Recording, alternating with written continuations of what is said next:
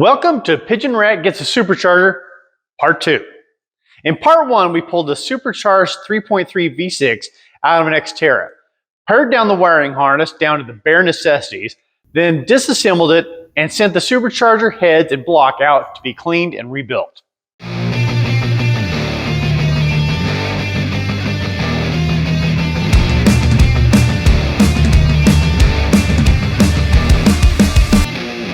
The plan is to get as much horsepower out of this setup as we can. So we ordered new cams from Jim Wolf Technology and got them over to the machine shop to get installed in the heads. While all the major components were at the shop, we got to work cleaning up and repainting the rest of the parts.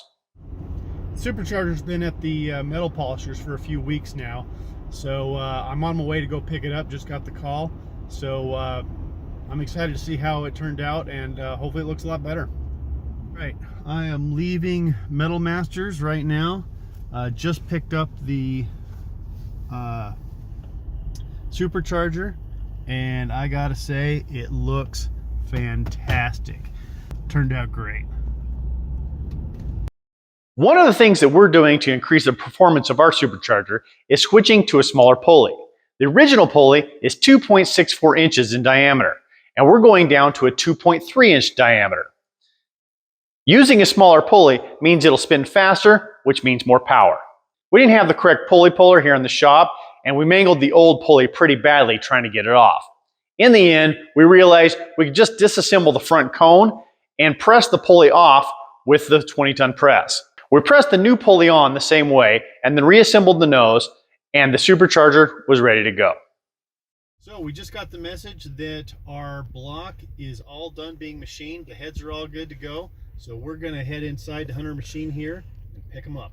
So super exciting. After we got the block and heads back from the machine shop, I was planning on doing a little wrap up of exactly what they did, but I got a little excited and just got to building.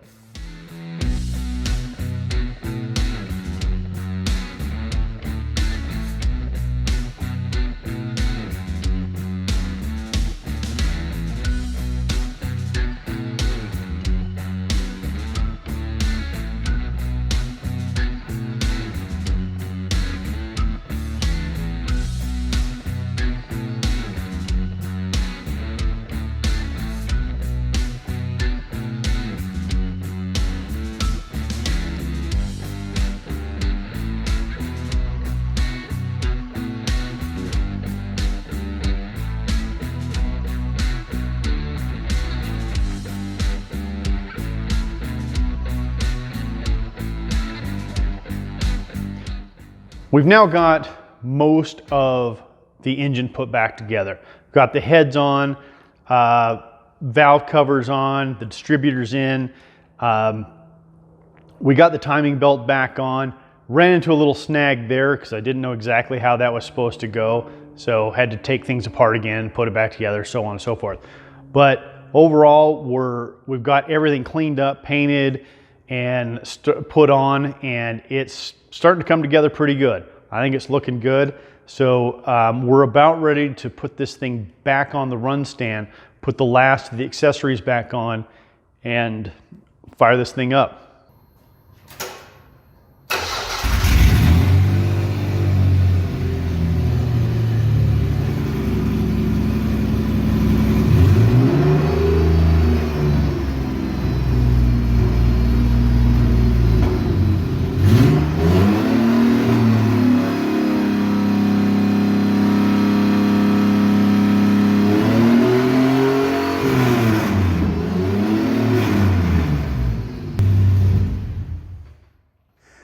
Well, now that we've got the supercharged engine all put together and running on the engine stand, there's nothing left to do but get it put into the Pigeonrat. So what we're doing now is we're going to take apart the front end, get this engine out, and so time to get on with it.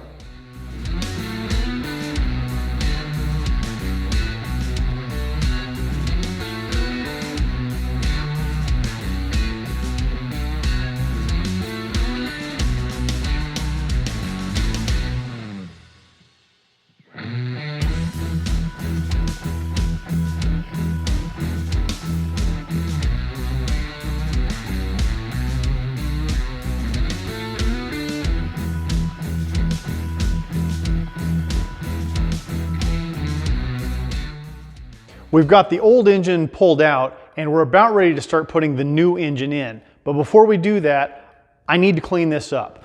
And what I really need to do is cut all of this structure away. All this is meant to support the fenders and front end for the Pathfinder. Well, we're not using any of that stuff. We're using the fenders from the Opel. So this stuff is just in the way. It makes it harder to access the engine, and it's also blocking the area that we're going to be putting our coilovers in.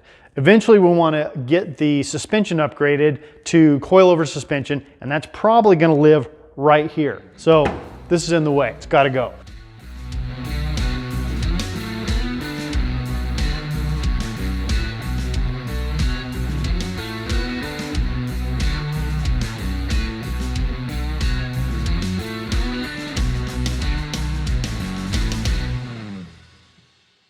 With the engine, transmission, and front end removed, it was time to pull apart the dash and uninstall the old Pathfinder wiring harness. Similar to the Xterra harness, we're going to have to remove everything we don't need anymore and prep the harness to be integrated in with what we do need from the Xterra engine harness. All right, for the past several weeks, I've been hard at work doing wiring. I haven't shown you a whole lot of that because frankly it's boring. It's just me standing here pulling wires, messing with the multimeter and so on. That said, I think I'm pretty much done with the original 91 Pathfinder wiring that was in the Pigeonrat when we started this.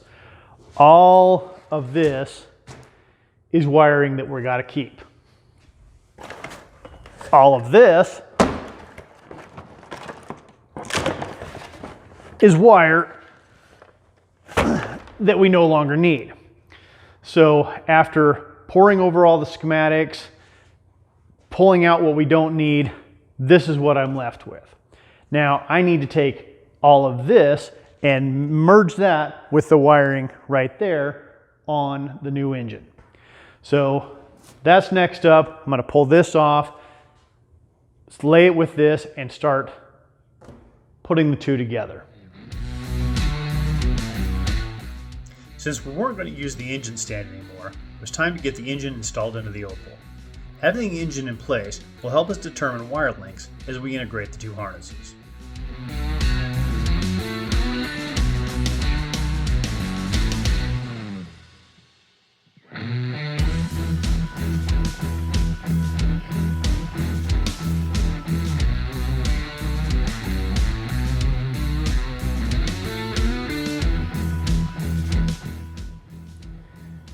Okay, I've been making some progress here on getting the Pathfinder harness mated to the Xterra harness here. So where I plan on putting the computer here, this is the Xterra computer, and it was up underneath the dash on the Xterra, but I want to move it to underneath the seat in the Pathfinder. So in order to do that, I'm going to have to extend all of these wires approximately 4.5 feet. So this is the connector for the computer here, and this is where it went through the firewall and then onto the engine. So you can see how short this is here, since this was just right on the other side of the firewall. So what I've been doing is going through and labeling every one of these wires twice, as you can see here, so that when I cut these apart, so we'll cut each wire in between the labels so that I can extend them the 4.5 feet and be able to get them back together the way they're supposed to be. So this time-consuming process, but this is absolutely the only way I know how to do it.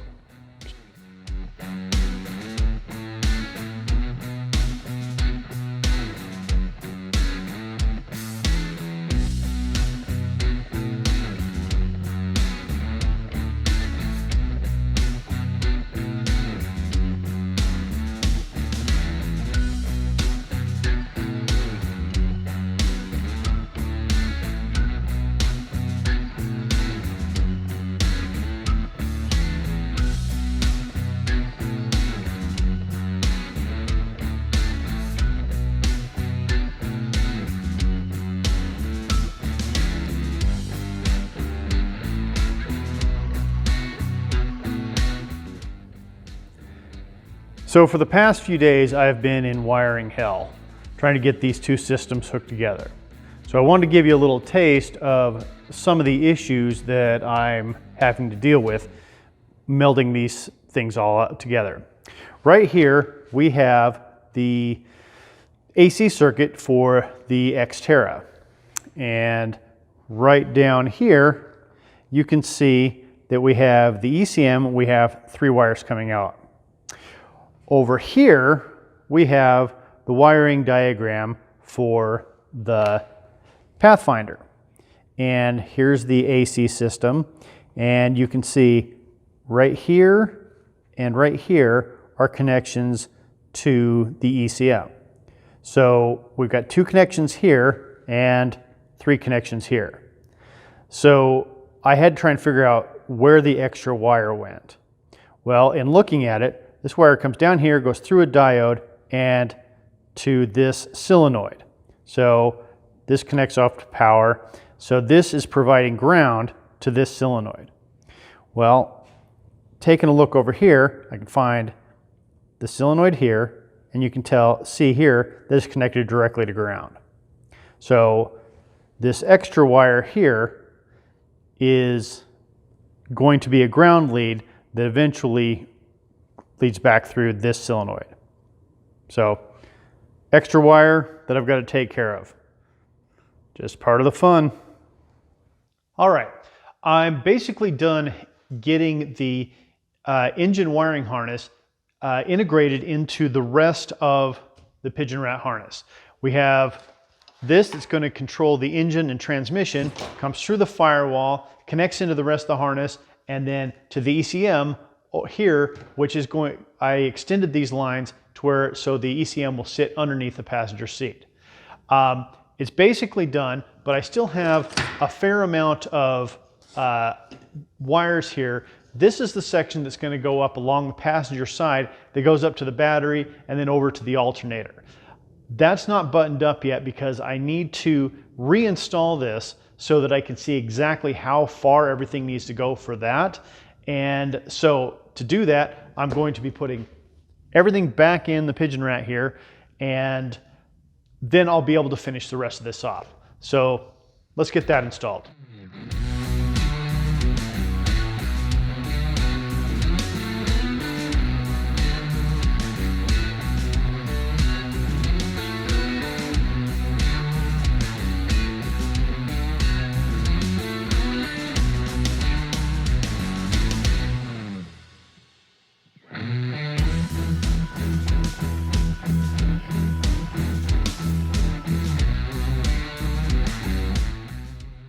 I have got all the wiring in, got all of my powers hooked up here.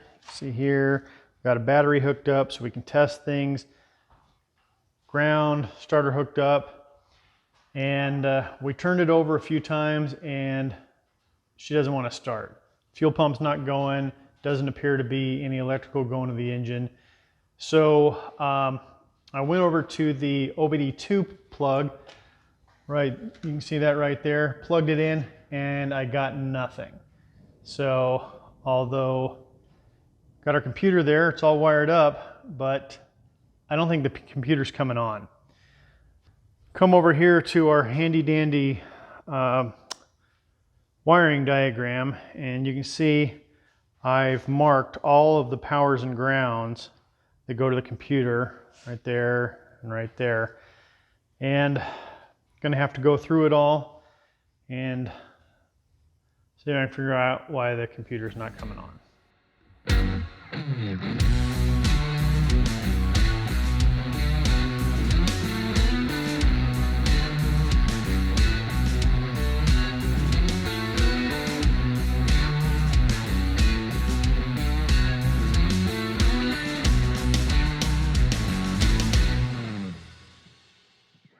I found a problem. I don't know if it's the problem, but I did find an issue. Right here on the schematic, we can see that, where are we at here? Number 24 here.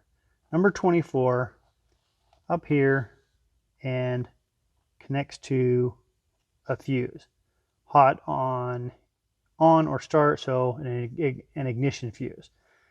But it also connects from here, right over here, to the supercharger bypass valve.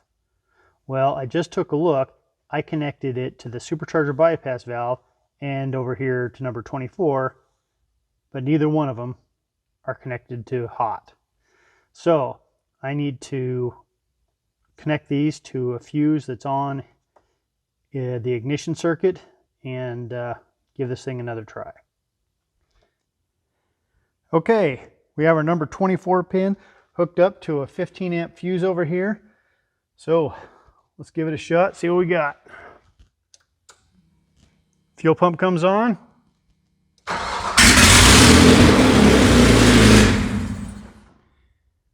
We got ourselves a runner, boys.